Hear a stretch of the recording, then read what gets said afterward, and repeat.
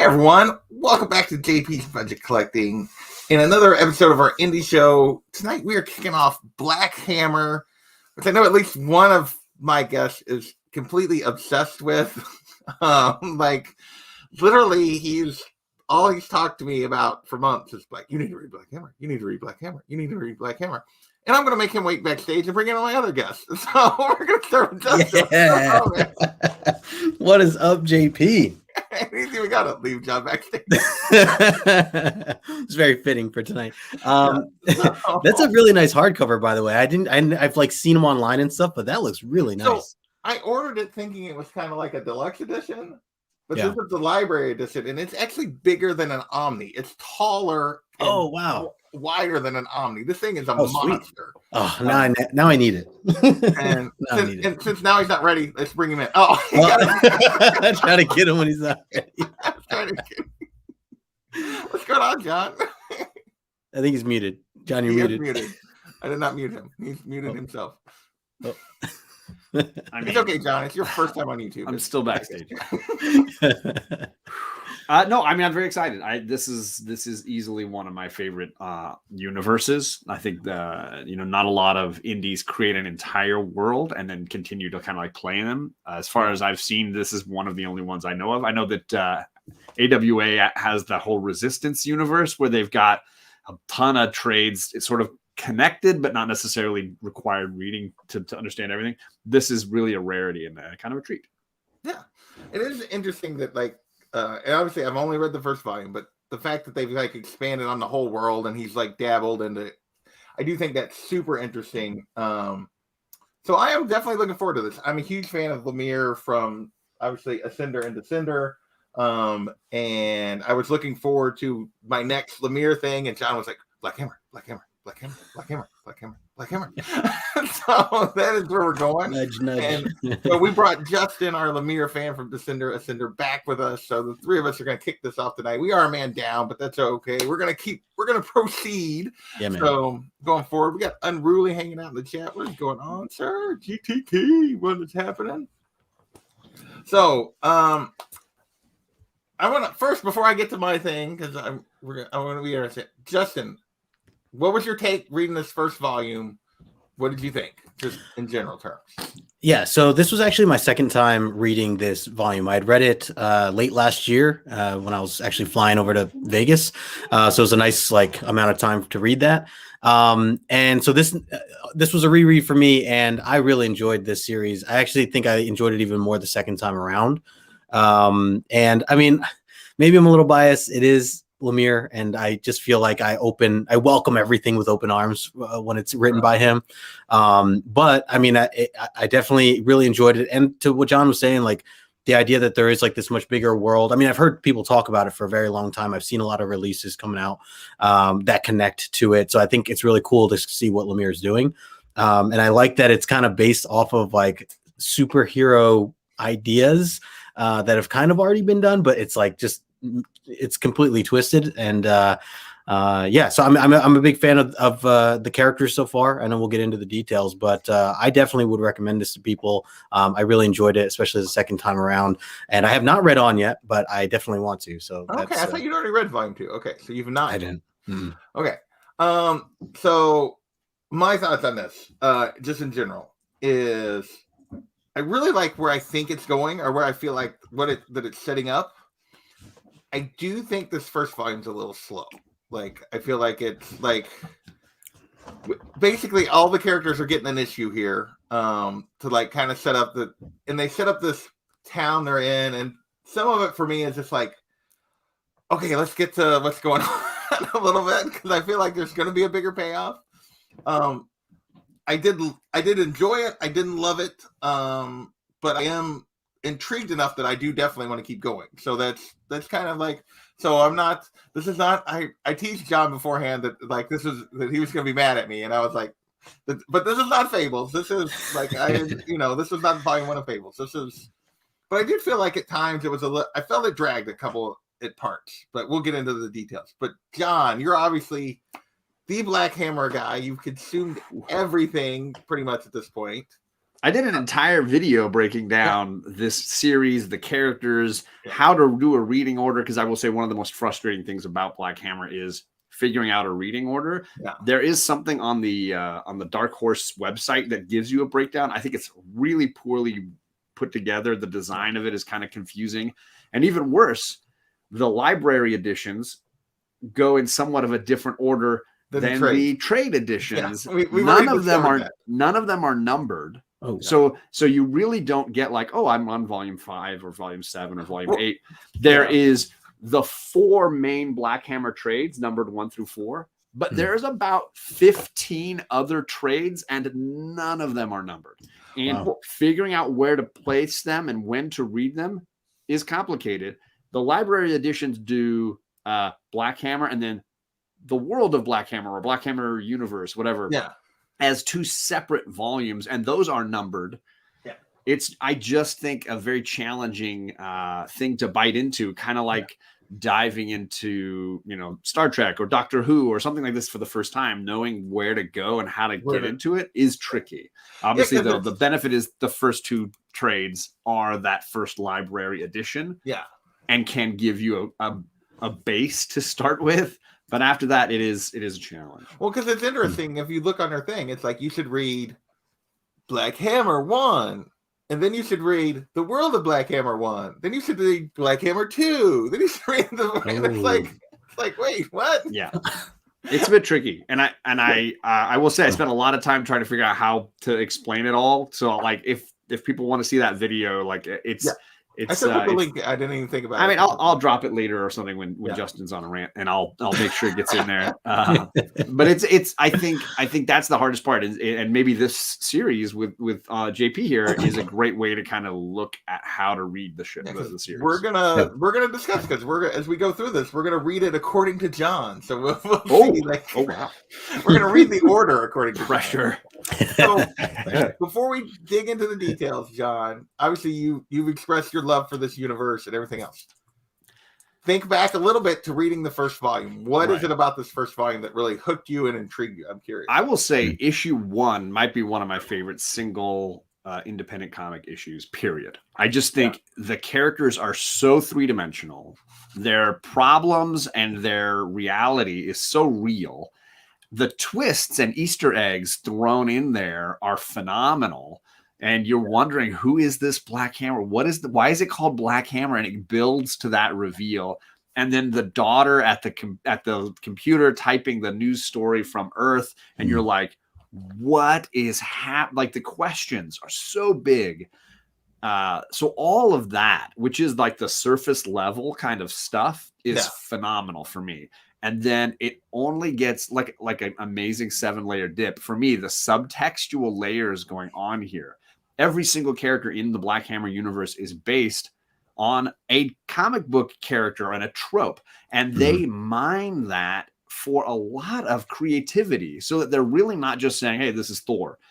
They're going to strip that back and they're going to go layers deeper and say, what would it really be like to have that power? In the sense of Thor, actually, what they really do, Black Hammer, just so people who are, the character Black Hammer is actually more closely connected to Green Lantern. And what would it be like to be given this power, this ring, be connected to the Black Hammer force or whatever? What does that do to you? What about the superhero, the super soldier? What about Adam Strange, the character that just recently got a Tom King run? There's a great Adam Strange homage, right? Even was it the lady? What's her name? Madam Dragonfly. Madam Dragonfly, based on a character from Swamp Thing that is tied into the Swamp Thing universe. I think there's a lot here to mine, and they do a great job of digging a layer deeper on what would it be like to be the Martian Manhunter, and how would that existence fray you? Or again, Shazam, obviously a big part of this. Yeah, Shazam is definitely a big part of this. Martian Manhunter, their take on the Martian Manhunter is my favorite character. I am all about Barbalian, all about it. And I will say, for me, like I think the first issue of this and probably the last issue were my 2 favorite issues of this. And there were moments that were great in between, but I think I agree with you that this first issue, setting this up, the mystery here of what the heck's going on, is just really, really well done. Like for me, I just felt like at times, like a little bit of it, like a little bit of the, felt like about like, I really enjoyed the parts where they're talking about their history and how they're sort of, but like some of the town stuff was just like, I don't care.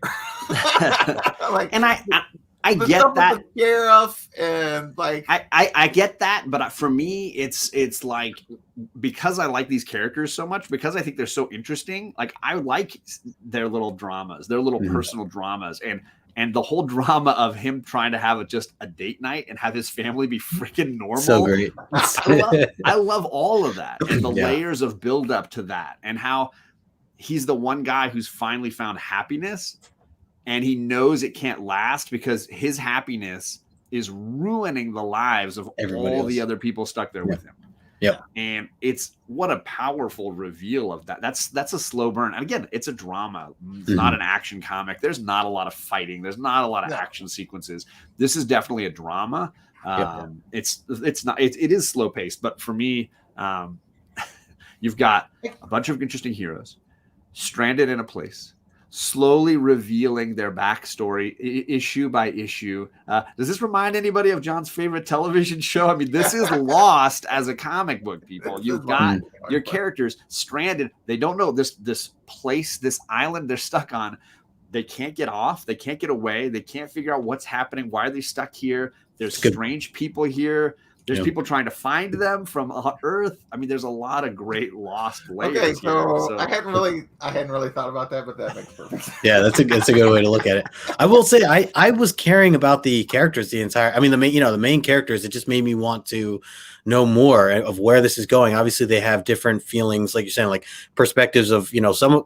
Abe is like super happy he's found his spot. He wants to stay here, while others don't want to be there. And there's some in the middle, like Barb's got in the middle. Like he gets both sides, but he's starting to he has relationships that he wants to see where they go. So it's like and they're all like a family. That's the other thing I was gonna say before, was like they are like a family. Like they all need each other, even though they kind of like are sick of each other, which I feel like it's like a family. Like you're with those people all the time. You get a little tired of them, but at the end of the day, like they can come in and save you, which we see almost every issue where somebody comes in, they do something that like the others are like, whoa, hey, thanks for helping, So yeah, I really like that aspect of it.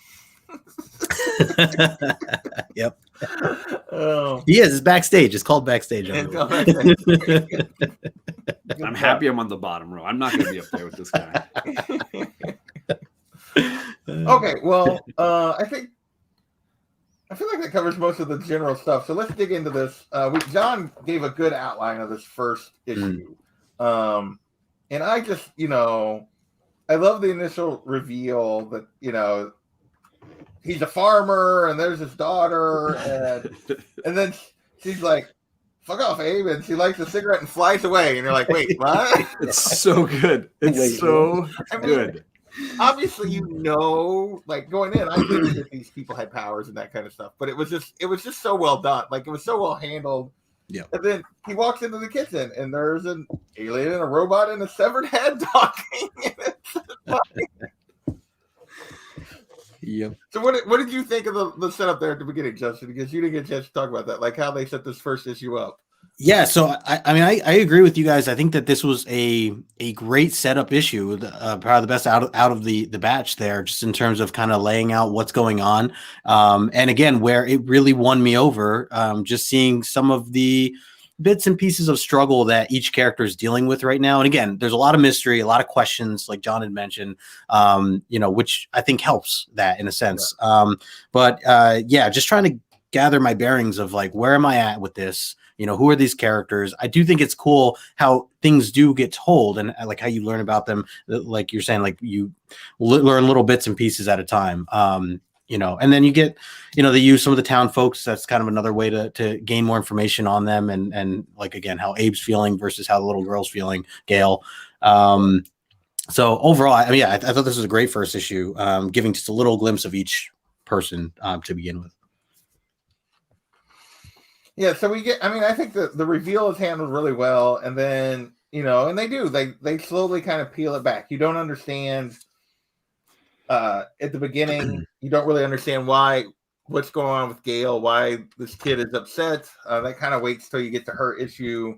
Which is the second issue. And I I mean, I feel like, again, to the idea of like the fact that clearly Jeff Lemire is saying, I want to use history here so that the 40s and 50s are a part of my universe, and the heroes of that era in comic book history are the heroes in my era, and they go through similar struggles. But I'm going to peel back a layer and say, what if you had Shazam's power and you were unable to switch it off and you were stuck that age? I mean, the concept is real. Like, it's really fascinating. And I love Gail's, every time she says Zafram, and you could just see it on her face. Like, I know this should work. Why is it not working? Yeah. Mhm. And, you know, and the thought of being like so Shazam always taps into that whole thing of when you're a little kid, you want to be an adult. Like, Right. It's so funny. Like, because my nephew's 8 and he, like, we talk about stuff he can't do yet. And he's just like, yes, I can, you know, and he wants to be an adult so bad. And it's like, no, you don't. But you also, as an adult, you go through this thing of like, oh, wouldn't it be nice to be a kid again? And so this switches it on the thing. It's when she says Zafram. Yep. Zafram, she turns back into a kid with all the powers from what she was. Yep. But could you imagine being stuck as a 10-year-old or whatever it is she's supposed to be here? Yeah, like, no. That Like, would suck. I love the bus scenes where she's like, she doesn't want to get on the bus, and she's like, do I really have to do this again? And Abe's like, you have to fit in. We have to fit in with these people. So yes, like, you just please play the role, be good, and just play the role. Like, and you could tell she's sick of it. She's tired of it. She's limited, and it's not what she's used to. But so here's my question. I do have one question about this. Yeah. Like, they've been here for 10 years. Yeah. How has nobody realized that? Yeah, that crossed my mind too. Yeah. Yeah. This is like middle school, right? Or something. It's like legit. Yeah. This is my favorite. In that second issue, I love these panels where you see her aging. Oh yeah. Yeah. But you see the superhero alter ego, Gail, the girl, is always the same. Yeah. She doesn't age, but you can see her becoming a grandmother. Like, she goes her full life, and you can see her through several eras of life.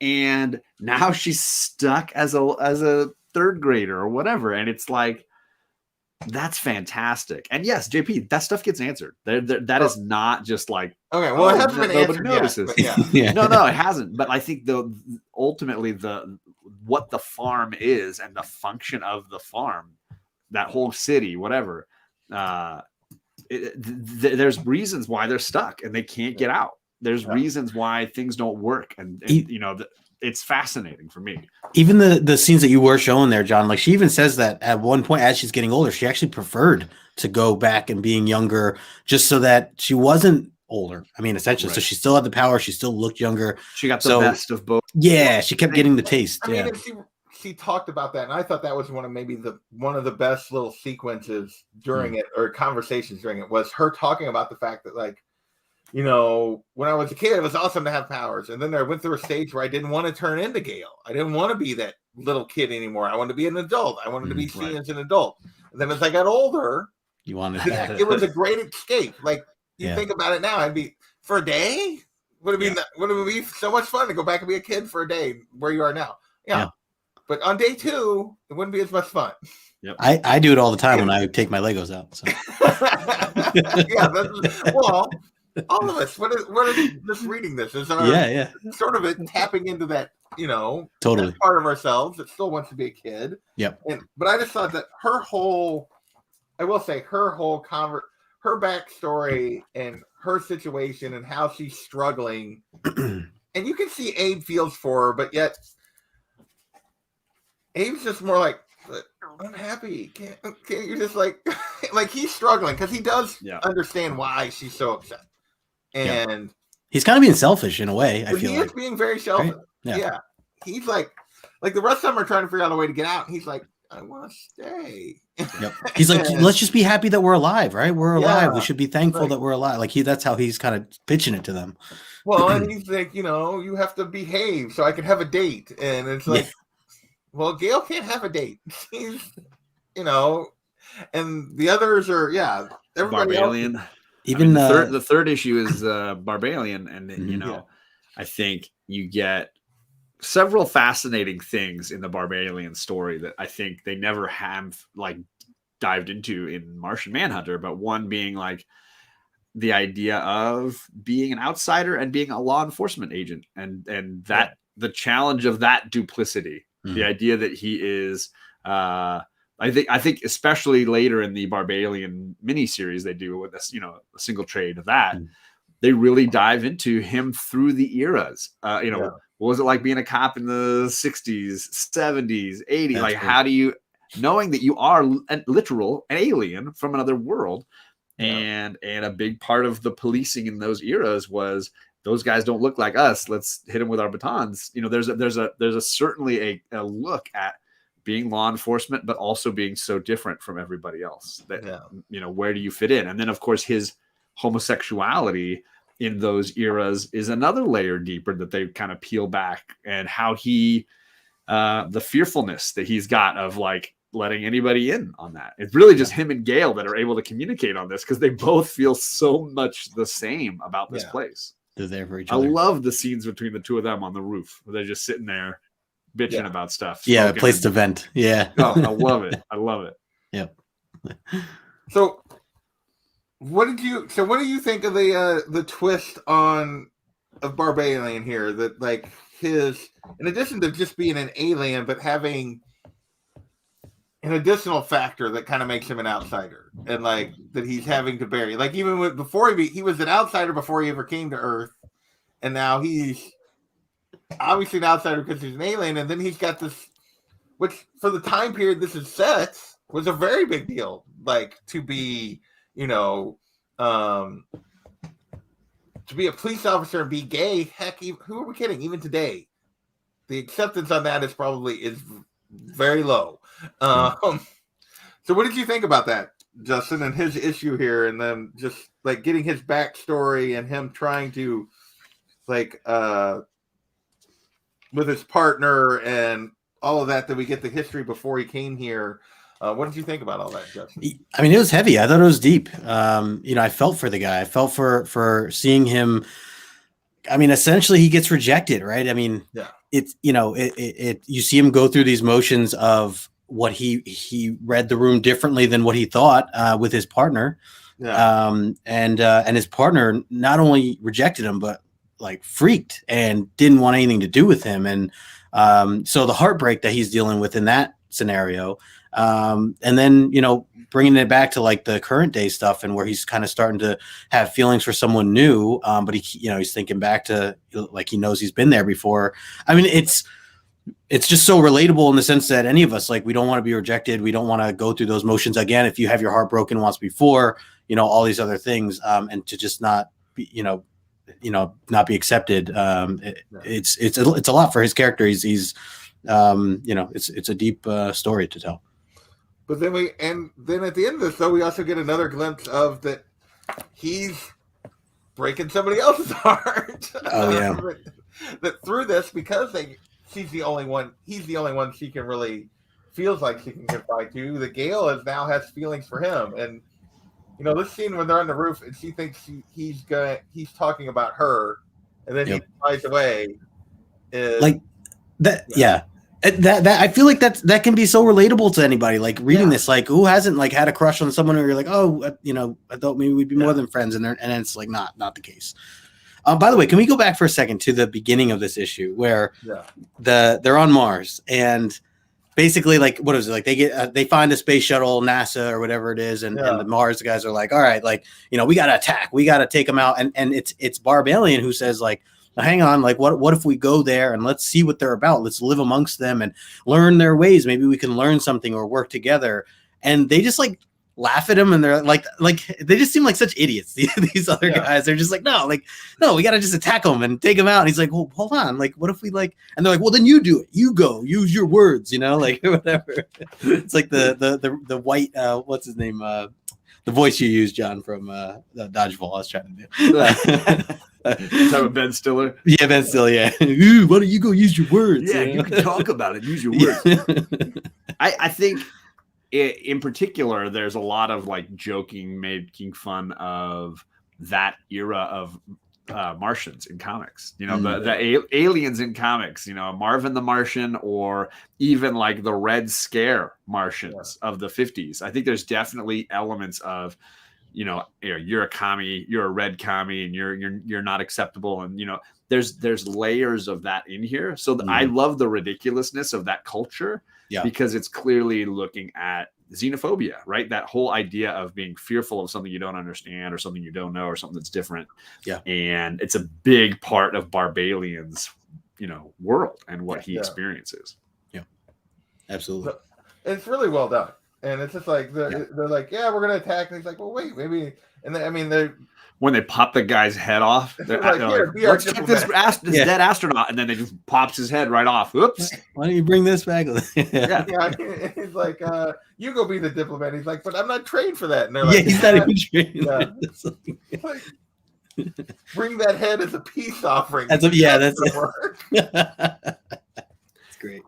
And I will say the miniseries gives you more of that before he comes to Earth, more of his sort of ostracized nature of what it was like on Mars for him. And then it completely expands on him through different eras as a police officer. Because those who don't know Martian Manhunter, John Jones, basically, you know, he comes to Earth, he's a police officer, then he's a private detective, and then he goes through a lot of the same professions that Barbalian goes through in different eras. He's not a very new character. He's a very old character, one of the original Justice League members, and had a bit of a fun history through different eras of comics himself. Obviously, the homosexuality thing is another layer Lemire's adding, but it's kind of fun to see some of the same, I don't want to say moments in life, but they've gone through several same phases. Yeah. Well, yeah. I mean, these are all very familiar characters, yet, like you said, they're just twists on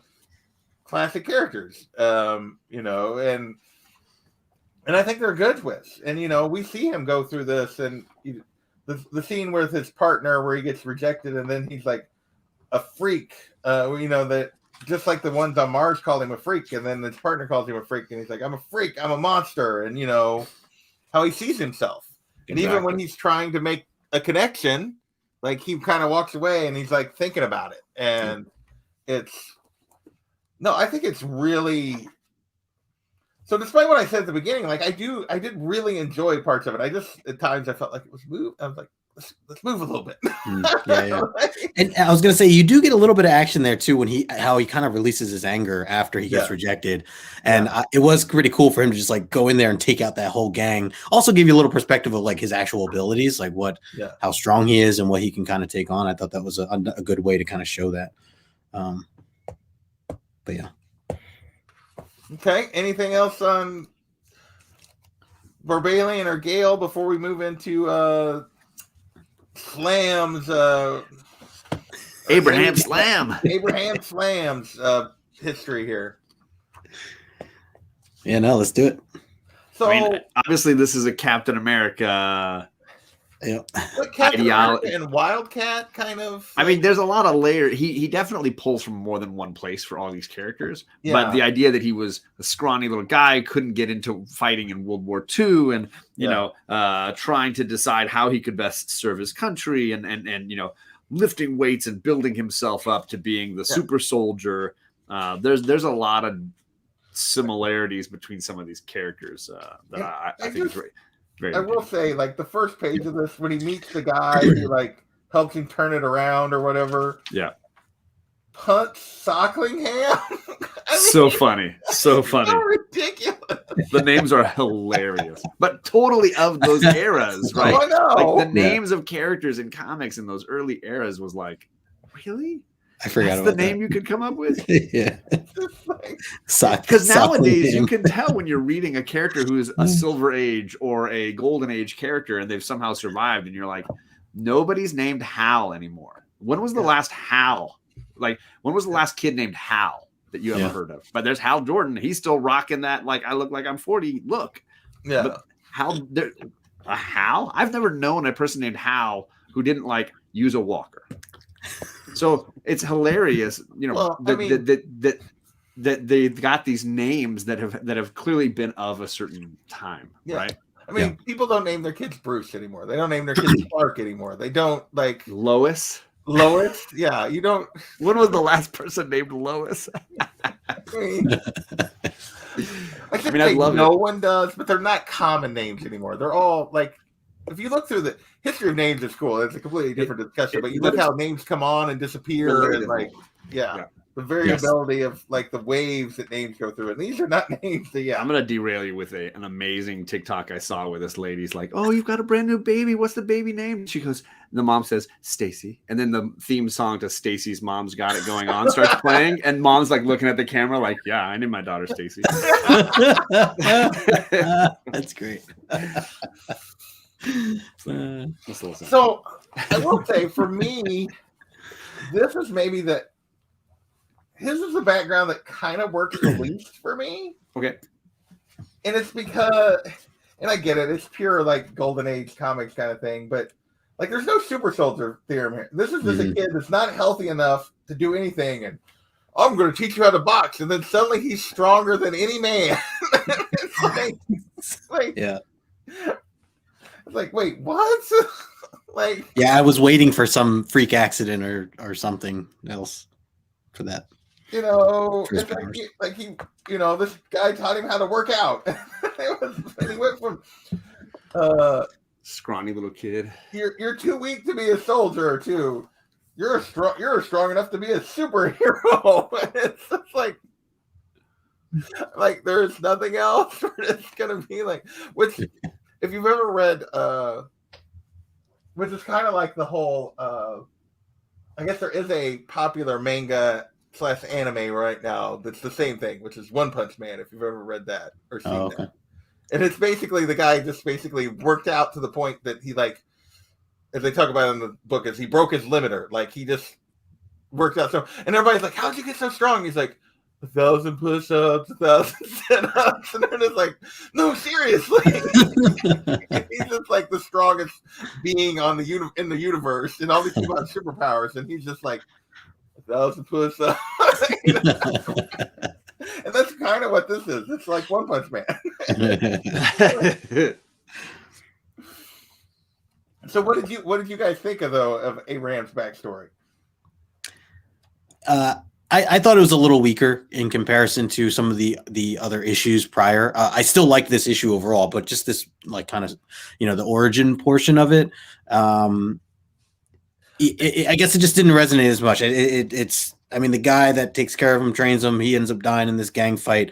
He has some encouraging words at the end. Says, you know, you have the heart, you know, never stop fighting. You got more heart than anyone I ever seen, and it kind of just ends there. Like it's, I don't know. Yeah. I mean, I'm assuming maybe we get more glimpses of that, or more to learn of that. But I don't know. Just what didn't seem as significant to me compared to the other two so far. Yeah. Go ahead. Good. He's the least, like, I think he's the least drawn out of the crew, and I think he's the most simplistic. But he has to be, I think, story wise, just because he's the one that wants to stay. And as a result, you can see he didn't have much. Like, he didn't have a whole lot. Right. He wasn't even incredibly useful as a superhero. I think he just was a little bit off, a little different. And I think the others you can see are much more interesting and have many more layers. But he's the odd one that really is like found something in this place for some reason that he just can't let go of. Yeah. No. So yeah, it's the weakest issue for sure. I think so. I do think the sequence with the family dinner is ridiculously well done. I do enjoy that. Yes. Oh my god. Yes, for sure. It's all the stuff on the farm is really good. It's the backstory stuff. Yeah. His backstory stuff is definitely the weakest, and again, the dinner table stuff works because the other characters, you get to see them showing up, either like hitting a home run, like showing up, like you're like, Colonel Weird, is that what you look like under there? Like, holy cow! Wait, how is that possible? And then you see Gale showing up, like a little punk rocker. I mean, emo. she looks like full goth emo, whatever. She's got the face makeup, she's got the collar going on, the band T-shirt that's all cut up. Yeah. The I Black Lamps. absolutely love the whole. Yeah, every time you think somebody new is going to show up and just ruin it, you're like, wow, There it is. they brought their game. Yeah, there she is. She's got the Black Lamps t-shirt. Yeah, you can see she's totally like, okay, you're making me do all these things that I hate that I don't want to do anymore. So screw you. I'm gonna ruin your night. Yeah, I'm just gonna be as awful as I can be. and Colonel pretending to be his son, even though they're basically look to be about the same age, pretending to be Abe's son. You didn't tell me your son was in the army. It's a fun kind of like how they're pretending to be related to one another has some great layers as well. Yeah. No, it's all that particular scene is just super well done. Yep. And but overall, yeah, I would think this is one of the weaker issues. His backstory is definitely the weakest for me. It's just not, I don't know, I didn't find it super interesting or compelling. It was, oh, he worked out, he got strong, and then he became a hero, and then right before they got stuck here, he was basically told by other heroes that you're getting old, you probably should hang it up, because he was just a mortal guy, and he wasn't, he didn't really have power, so it's like, oh, you're getting weaker, you need to hang it up. And, so yeah, but for me, it didn't do a whole lot. Even when he's fighting that green monster or whatever, and Black as a flashback, and it's Black Hammer who actually even says like, I feel like I got to babysit you kind of thing. It gave you a viewpoint of like, yeah, he's not the strongest. He's certainly not the hero of heroes, especially when we see, actually, is this the first time we see Black Hammer? Now that I think about it, other than in silhouette, we saw him like that. He was his name and her talking about him, but yeah, that's the first time we see him as like actually communicate with somebody or move around, other than just like in the background there. That one panel basically is all we get before that. Right. So. Yeah, so even then he was like kind of just considered weaker, I guess. Yeah. At least of the bunch. Or he was considered he'd gotten old. Oh, gotten old, right. Yeah. And then we do get a little bit of the mystery is revealed at the end of this. So at the end of issue 1, we got that his daughter, Black Hammer's daughter, was looking for them. What happened to him? And so basically, and we got that Colonel Weird and the robot, which I can't remember the robot's name. Talkie-walkie. Talkie-walkie. Yeah, he was trying to send that probe out in the beginning. The probe. Yeah. And he's like, it should work this time. Yeah, and it did work, basically. It got through, and so that his daughter, it crashed, and she's using it, and we get this, it's a doorway, and they've already talked about, they just previously, we've ruled out that it's a pocket dimension, and then it appears to be a pocket dimension, or something. So, it can't possibly be that. And then it's like, oh, it is, or something, because it came from space. So, I'm sure, obviously, this is all going to be revealed eventually, but it was just like, okay, I don't know, that whole twist with the probe and then being in the middle of space, nowhere, that wasn't necessarily where I was thinking it was going, but all right, and then are we ready for let's see, is it Colonel Weird next? Yeah. Yes. Yeah. This is wild. This is just bizarre in a good way, I guess. Hey Kenneth, what's going on, man? Mr. Gretzky. Justin, what do you think of Colonel Weird here? And yeah, I really like this issue because it it connected some things that we've seen. Yeah. Like John, you were saying that some Easter eggs even from issue 1, and just seeing him pop in and out of people's rooms and things like that, you kind of got more of a behind the scenes of what he was up to during this time, which I really liked, because I was sure as hell baffled and confused as to why was this man just randomly showing up, and he doesn't have a beard, he's got a beard, he's got crazy hair, it's all trimmed, he looks, it's very inconsistent. Totally. And I like that in this issue we actually did get to see a little bit of normalcy in what he used to be or where he came from, a little bit of his history. Normal adventurer kind of. Right. And he had a girlfriend named Eve, or wife, I don't know if they're married, Eve. So we learn a little bit about that, and he kind of just gets consumed by this Parazone world, which is, we still don't fully understand how it works, but we get an idea of it. And he has the ability to jump through, time essentially, and different pocket dimensions. And I love, the other thing I liked about this was the artwork, just the trippiness of a lot of it. Like I'm like this, I just like this one really weird, like hand with the heads on the So crazy. like just like wild stuff, even the eyeballs in the background and everything. There was that one and this one here too, right here, that looks so cool.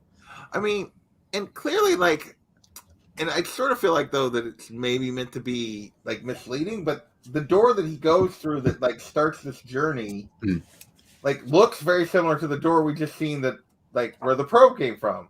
But it has slight differences, so I don't know. Like, and it's clearly like what he experiences is very different than what they're experiencing as a group. But like, they're clearly trying to make you make that connection. I don't know if it's a real one or not, but it's very, because he's basically like in multiple time periods at the same time. So like the Colonel Weird you see in the morning might actually be from a completely different time than the Colonel Weird that shows up later that afternoon. And like for him, it might have been years, or the afternoon might have already happened when he shows up in the morning. And it's just like, that's true. Yeah, it's very trippy, and and you see him like that his wife/girlfriend wanted to go with him, and he took her, and she didn't. Dude, that splash page shows her like flayed apart. Yeah. I mean, that was just there it is. Yeah. Wild. Yeah. And I did not see that coming, and it sucker punched me. I was like, holy cow. Yep. So those, inspiration for this character comes from a lot of places, whether you want to pull from Hank Pym in the Quantum Zone, or you want to pull from Adam Strange and all the crazy universes that he gets sucked into and travel. Obviously, the character meaning strange and weird. They're pretty similar names, even. I love a story that does time travel well, where the rules are consistent and the function and usage of time travel is such that you want to go back and reread it just to see how well they layered things in. And this is a great example of that.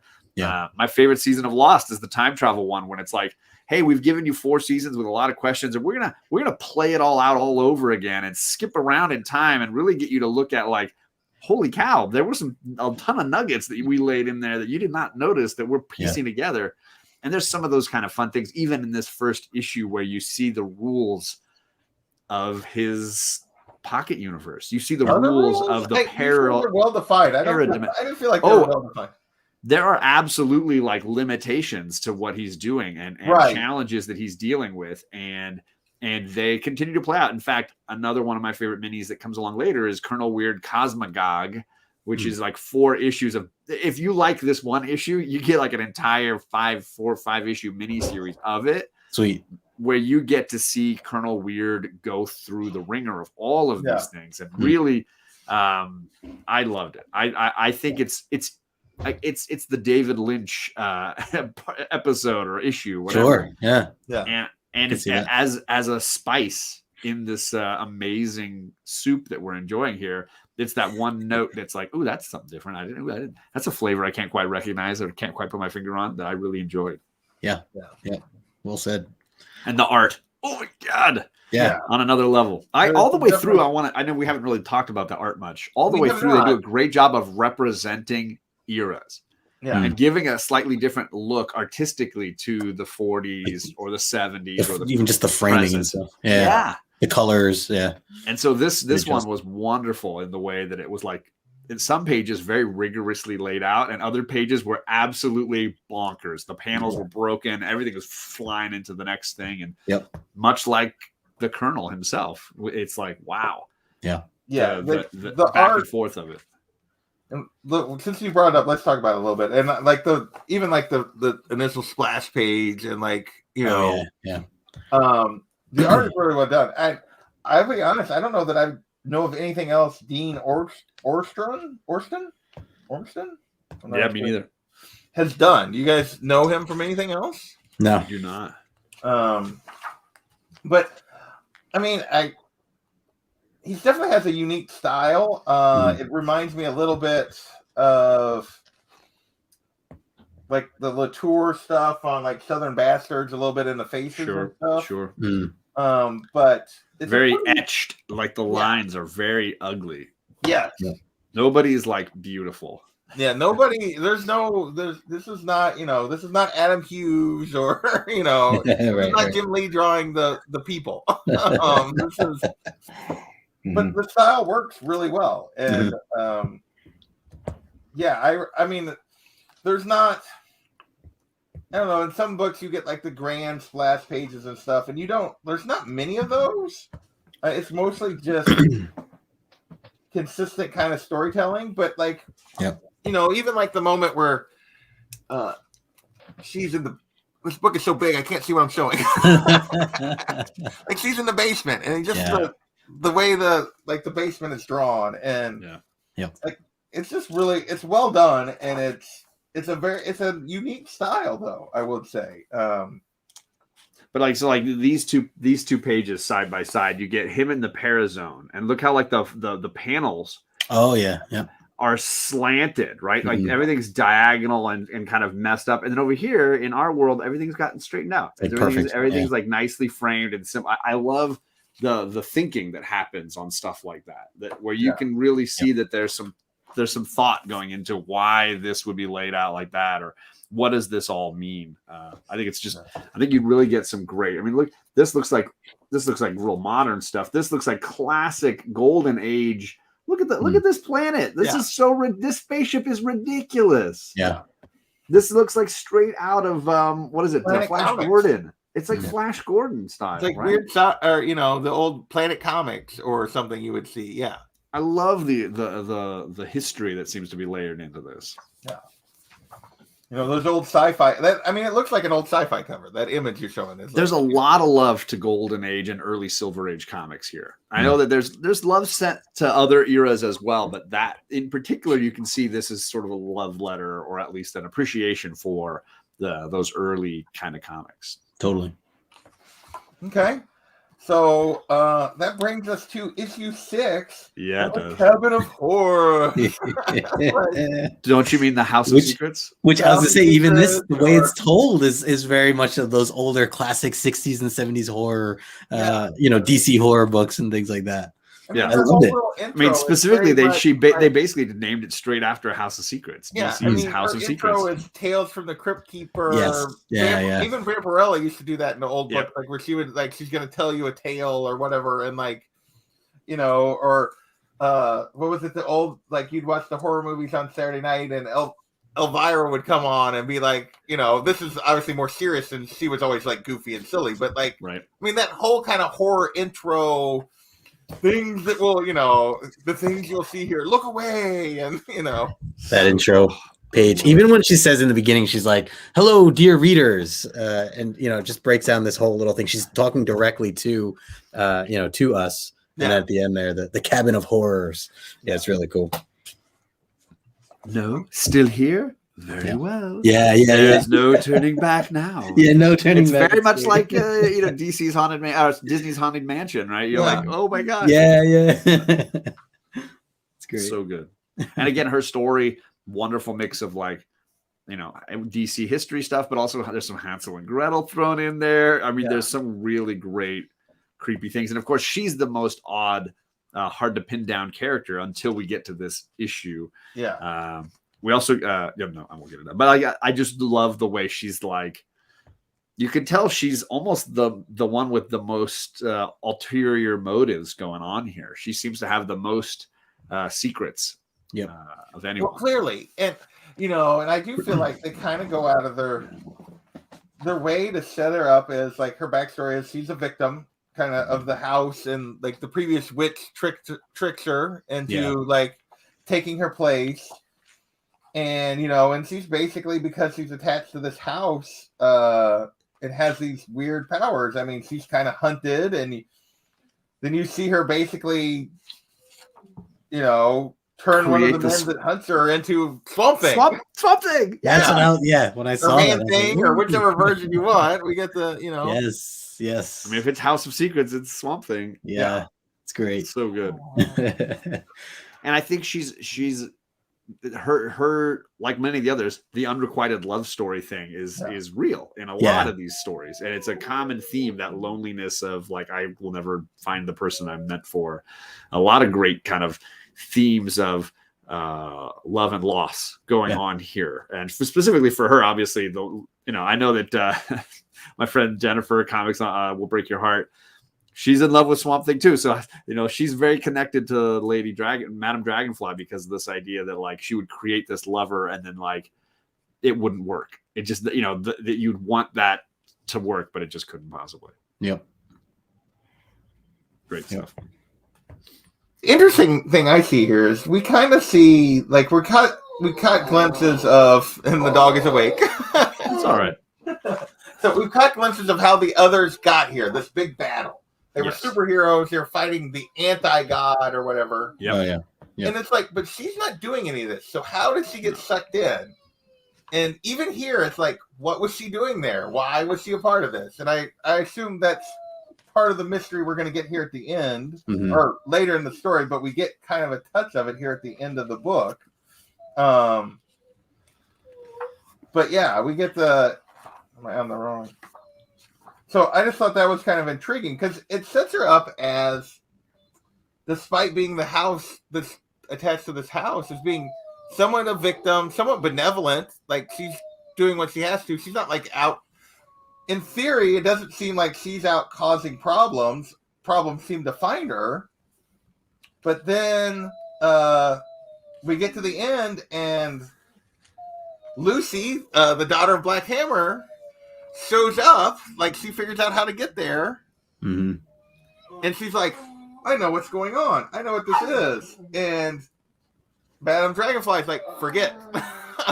So, like, we get to the end, and she's like, where? And then Lucy's like, where am I? I can't, like, so she's clearly not, she's got some ulterior motives going on here, for sure. Yeah. Oh, you're okay. So what did you think about, like, what did you think about just her story here, Justin? Like, the way they portrayed her, and then the way that she's clearly not necessarily helping the rest of the group? Lucy or Dragonfly? Dragonfly. Okay. Yeah, yes. So I mean, I feel bad for her. Like, it's tricked into taking over this house. She develops all these, she sees all these powers that she can basically get from the house or whatever. Right. Develops this Swamp Thing guy out of the guys with guns, which was interesting as well. And then I mean, I was looking back at this again, just trying to remember, like, she basically sees this reflection in the water, and that was the thing that kind of, she's telling the story to the Swamp Thing guy, like, I might have to leave soon. There's this this nightmare that's beyond this home that I might have to go fight and protect or whatever. And so she leaves, right? Goes and does her thing. Again, doesn't tell much else otherwise. But when she's back, he's just dead after that, or he's buried? The Swamp Thing guy? He's kind of reverted into the swamp. Into the ground, right? Because she's like on her knees or whatever. So it's like she still doesn't have what she wanted, what she was promised from the beginning. Although she's pregnant though, right? And at that one, you see that, but then she's not, and like, She says some tales are too dark for even. Yeah, she says some tales are too dark. Yeah, so that's right. Clearly, she didn't. She lost that again, also. So right. Like, I don't know if that's just like she's cursed or she she's having bad luck. Yeah. Clearly, it appears to be like some sort of curse or something going on here.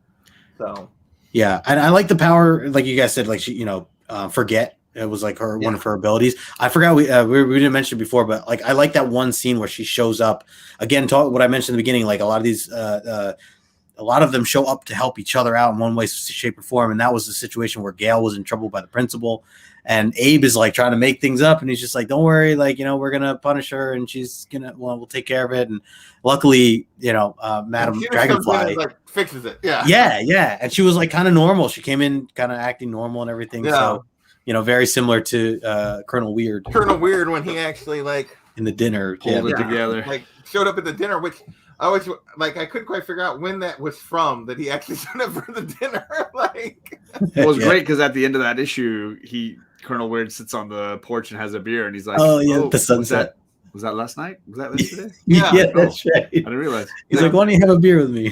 Yeah. well, and like because right before the dinner, he shows up as like a flashing light of like, oh, you know, Yeah. it's like, You're like- when Abe's like, I'm doomed. Abe's like, this is not going to go. Yeah. Okay, so overall, final thoughts on this, and John, on the reread. We'll start with you because you're the expert here. What do you think rereading this again of this first volume? I love all the little layers. For me, this is a character piece, and it's Yeah. really about these people and what they're dealing with in this very unusual circumstance. What happens, and I think this is what Jeff Lemire's like treatise was like. What happens when you take superheroes and they can't be superheroes? Like they're just having to live. Like, well, what's that like? And then that became this whole other thing. And I think at its core, this is definitely looking at superheroes outside of the lens of the typical sock 'em in the face stuff, you know. Yeah. And I think that could be either compelling or boring depending on your perspective of it. I found it absolutely riveting, and I think the characters are so well crafted. They're given so many layers. For the most part, all of them really drew me in, and their dynamic as a group is even more interesting than they are on their own. So when they get 2 or 3 of them together, we got at the end, this final issue got another rooftop scene between Gale and Barbalian. I thought it was great. You know, it was tragic, but like so perfect. He's like, you're just a child. And she's like, I am so clearly not. But like, and he's also like not telling her, but I'm also gay. Like there's so many layers of why this would not work.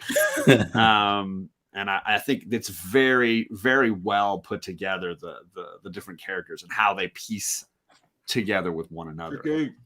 Because again, all of them have, in general, best intentions. Nobody is, even Lady Dragon or Madame Dragonfly, who seems to be somewhat malicious at this point, is not a villain.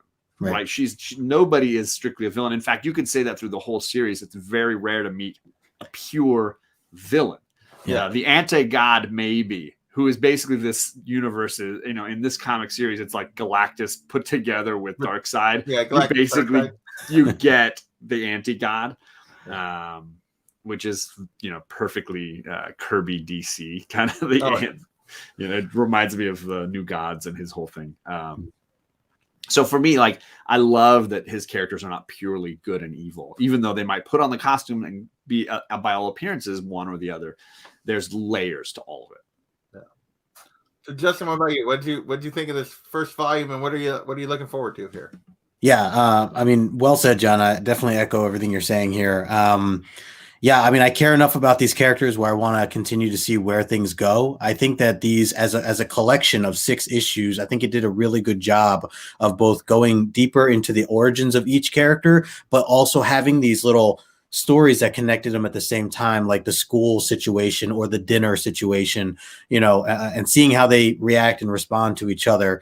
And all the while really not really using their powers. I mean, sure, they do display their powers to some degree, but it is not a hero movie or a hero type of, book as you guys have mentioned. So the other thing, the more as we've talked about it, I knew all these little things of like how it mimicked a lot of Golden Age and Silver Age stuff, but like I totally understand now, like why older people who were fans or are fans of Golden Age and Silver Age might even appreciate this stuff even more than where I'm at, because I don't have the experience per se on a lot of the older stuff, other than some things that I've dabbled with. But I understand a lot of it and know where it's kind of come from. So it's cool to see a lot of the inspirations taken from these different eras. And I mean, I'd be interested to see if maybe I could get someone like my dad to read this, or just someone that was clearly, into a lot of the older DC and Marvel stuff from that era, and then see if maybe this would be something that they'd be interested in. Too. I could see that. Yeah. I mean, because this would not be a book I would give. I know I've heard a lot of people discussing like, what is that indie book, or what is the book you'd give to someone who's never read a comic? And it would not be this. This would not be anywhere near the list, but to somebody almost opposite. Yeah. To almost somebody who is steeped in the lore and loves the history of comics. Yeah. There's a ton to chew on here. And I Yeah, think or even that- just sci-fi, even just sci-fi films, movie. You guys mentioned a bunch right. of Those movies and alien early type stuff Yeah. from the 40s, 50s, and 60s. I Yeah, think there's a lot of great history here. Totally.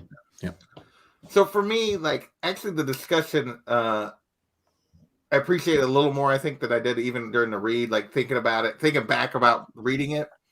I think I talked about like at times I felt like it was slow, and I think it comes down to one thing.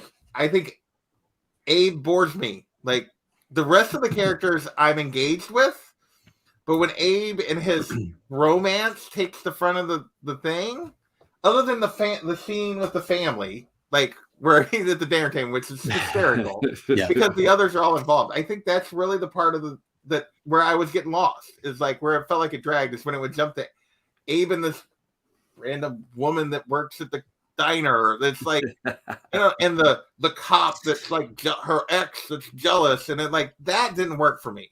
Like the other drama stuff, Galen dealing with the school and Barbalian dealing with like sexuality and being attracted to this, his partner, and then this preacher that's moved in, and like Right. and all of that worked. Like Abe didn't work for me, like as an interest, I think. But otherwise, I'm super intrigued, and hopefully, maybe that part will be. My dog just like ran into my leg, so hopefully that'll like fix it. So I'm looking forward to the rest of this. You guys want to shout anything out before? Because I know Justin's never on YouTube, so maybe we'll just go to John. Just go to John. I got nothing. You got anything you want to shout out before we get out of here, John? I mean, I'm doing a real fun show tomorrow, talking about X-Men. I don't know if anybody's a fan, but I got a show talking about this issue right here on my channel, issue 148 of Uncanny X-Men. Justin, you should try reading some X-Men comics. I think you'd really dig it. Well, I think you just do Lego videos now, right, Justin? Yeah, pretty much Legos. Mostly. Strictly Like, Lego now. Largely. I'll consider it, John. I'll consider it.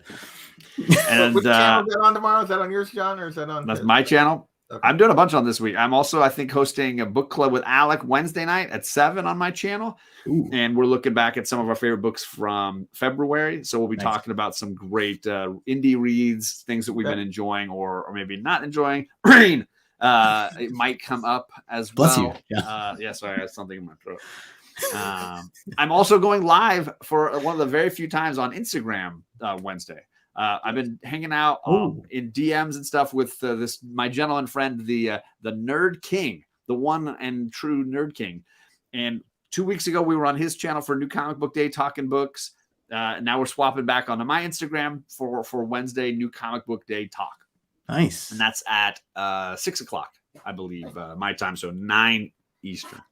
Very cool. Is that it? Yeah, I think. I mean, is that not? Well, it's not going to count. His list is going to be like. Yeah, he's gonna crush me. All right, Justin, we got like this whole scroll of things. Scroll. I need like a chart. I need like a chart of some kind. Yeah. Go grab your drinks, your coffee, whatever you need. Just I'm gonna have Comic Collector Origins that Saturday. That's probably the main thing I'd like to highlight was Origins. I'm actually gonna be talking with Roscoe this time around, Geek Out with Roscoe. So really excited for that. And we're actually gonna move it up 2 hours earlier, so it's gonna be at noon on Saturday. So anybody that's interested, want to learn more about Roscoe, swing by around noon on Saturday. Otherwise, hanging out with John and nothing else really. I mean, couple things. Well, only thing I got, in theory, we got another one of these indie shows coming Thursday night. We will see if we finally pull off a Usagi. We're trying again. Book 3, we've been trying for months. So we'll see if I can get that group together. So we're going to talk Usagi, and then I have my usual weekend stuff, and who knows, I might pop up some other time for some other random reason. And a week from tonight, round 3 of the Comic Olympics, we got the what is it? What do we call it? Slalom. We got the comic book slalom. We got comic book slalom. Yes. 4 YouTubers who are only allowed to play with 2 specific runs of comics, and they have to alternate between them all through the show. So whatever they start with, they got to bounce to the other run. Yeah. And I will tell you, it sounds like some amazing choices are happening. People are going to be throwing out some wild books. Got Comic Head 84. He's going to be bringing some X-Men love, volume 1 of X-Men. But he's got a Golden Age comic, I believe, that he's running with on the other early Silver Age. We got Superman volume 2. We got somebody's going to be playing that, Mr. Comics 89. We got some early Batman. We got some great people throwing some great books. So it should be a lot of fun. Slalom. Yeah. Nice. All right. Well, we're going to get out of here. I want to thank everybody that hung out with us tonight. I always appreciate it. Taylor and Tricky and Mr. Gretzky and Unruly, Kenneth, and anybody who didn't comment in the chat who just hung out with us. You are always appreciated. And we will catch you guys next time if I can find the button.